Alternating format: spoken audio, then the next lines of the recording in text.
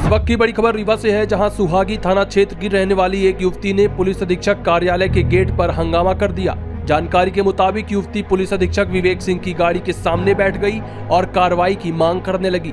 दरअसल युवती का आरोप है कि एक युवक ने उसकी फोटो एडिट कर सोशल मीडिया पर वायरल कर दी। उसने सुहागी थाना पुलिस से आईटी एक्ट के तहत कार्रवाई की मांग की थी, लेकिन पुलिस ने केवल सामान्य धाराओं में मामला दर्ज कर चालान पेश कर दिया। पीड़िता का कहना है कि वह इस मामले को लेकर पहले भी भोपाल में मुख्यमंत्री से लेकर डीजीपी तक शिकायत कर चुकी है। वहां से लेटर आने के बाद ही मामला दर्ज हुआ, लेकिन वादा किया गया था कि आईटी एक्ट की धारा भी लगाई जाएगी। आरोप है कि पुलिस ने उचित कार्रवाई नहीं की, जिसके चलते आज युवती ने पुलिस अधीक्षक कार्यालय पहुंचकर गाड़ी के सामने बैठकर विरोध जताया। मौके पर महिला पुलिस अधिकारी पहुंची और युवती को समझाने की कोशिश की। अब आपको दिखाते हैं किस तरह पुलिस अधीक्षक के वाहन के सामने युवती बैठ गई और किस तरह से उसने एक दिन पहले ही गंभीर आरोप लगाते हुए आईटी एक्ट में कार्रवाई की मांग की थी। मेरी शिकायत है, मेरी कॉलेज से वापस आ रही थी। 31 मई को मेरी फ़ोटो खींचकर वायरल की गई थी, जिस संबंध में मैंने इसकी कंप्लेन पहले पूर्व TI JP Thakur sir Suhagi में की थी। उन्होंने मेरी पहले गई तो बोले हाँ ठीक है, मतलब जो भी होगा मैं कानूनी कार्यवाही करूँगा। उसके बाद मैं जीओपी उदित मिश्रा सर के पास गई। वहाँ गई तो वो बोले कि नहीं, यहाँ कोई कार्रवाई नहीं होगी, जो होगी सुहागी थाने होगी। मैं समझ गई कि ये भी नहीं करेंगे। इसके बाद इसी बीच में मैंने आई रीवा में महिला थाना प्रभारी नीसा मिश्रा मैडम के पास। पहले तो वो भी आनाकानी की, फिर मैंने आईजी सर के पास आई और आईजी सर मेरी पूरी बात सुने और मुझे आश्वासन भी दिया और महिला थाना प्रभारी को निर्देश भी दिया कि अगर ऐसा कुछ भी होता है कि कार्यवाही मैं वहाँ से करवाऊँगा। और महिला थाना को फ़ोन किया, महिला थाना ने मेरी पूरी बात सुनी और जो अपराधी सुभाष तिवारी है इसको बुलाई भी। और उसके बाद बुलाने के बाद पूरी कार्यवाही हो गई। उसके बाद तीसरे दिन बुलाई और उसके मोबाइल में फ़ोटो और कमेंट्स पकड़े गए सुभाष तिवारी के। उसके बाद मैडम बोली कि जांच प्रतिवेदन और ये फ़ोन जब्त कर रही हूँ, मैं वहाँ भेज दूँ थाने में, आप जाओ। उसके बाद 1 आध महीने तक कोई कार्यवाही नहीं हुई। इसके बाद मैंने बार बार एसपी सर के यहाँ चक्कर लगाई, आईजी सर के यहाँ चक्कर लगाई, कलेक्टर मैडम को आवेदन दी हूँ।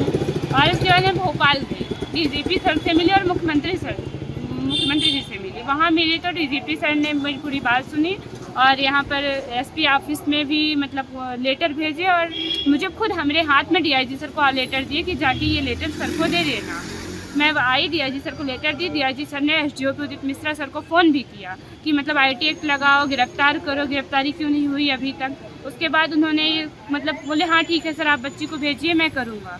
और जब मैं वहाँ गई तो बोले कि इसमें ये हो ही नहीं सकता, ये धारा लगी नहीं सकती।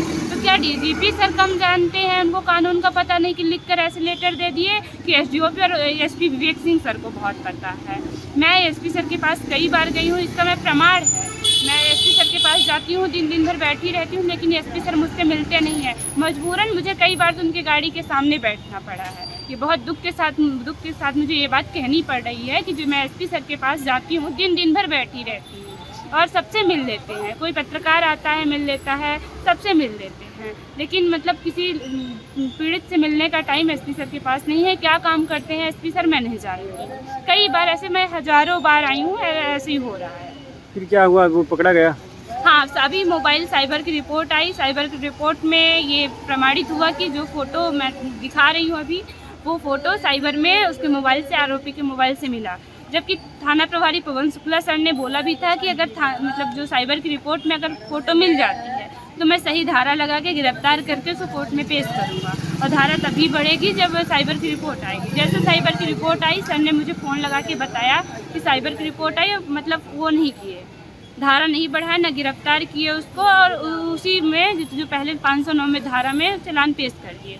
कई बार वो अपराधी इसमें मैं अपने नाना नानी के यहाँ रहती हूँ, मेरे नाना को पर भी जानलेवा हमला कराया, क्योंकि मेरे सपोर्ट में मेरे नाना और मेरे मामा जी रहते हैं। मेरे मामा साउथ अफ्रीका में रहते हैं, वो जब यहाँ आए उनके ऊपर भी वो जानलेवा हमला किया, सुभाष तिवारी खुद किया और अपने मतलब भाई परिवार के साथ में।